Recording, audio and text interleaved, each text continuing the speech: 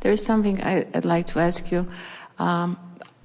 Coming from Poland, from the set of not so perfect parents and the darkness in many ways than one, coming to this country 20 some years ago, not consciously, I didn't know that I created it till I created it. And I'm thinking, gosh, I had to jump continents, countries. Is it just simply for the expansion of who I am? Of the expansion of this universe? Because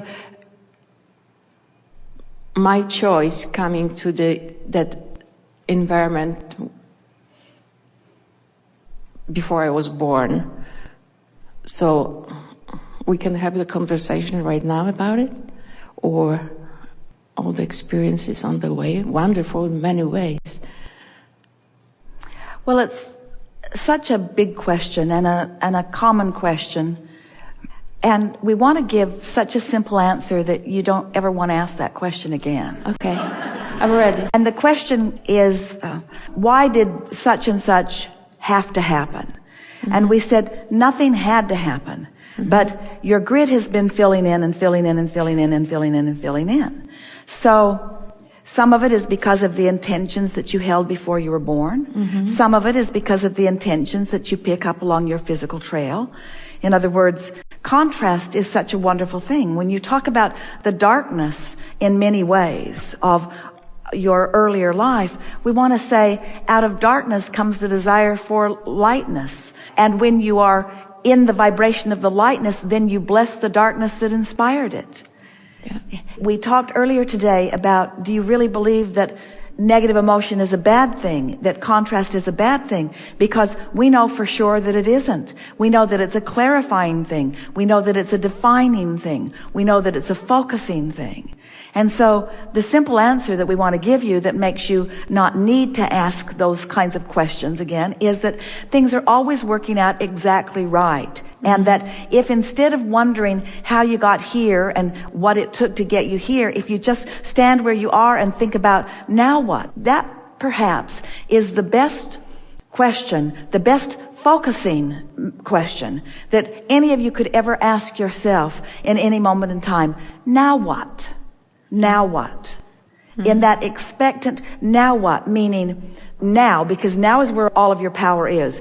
Now is where the juncture of you and you meet. Now is where you hold it under or you let it float. In other words, that's what now is. You're holding it under to some degree or you're letting it float now. So now what? Meaning, now what will be the grid filling in experience in response to what I've established now? And we think it is so lovely that the grid fills in and you say, oh, not so much. Now what? Oh, not so much again. Now what? More of the same? Are you kidding me?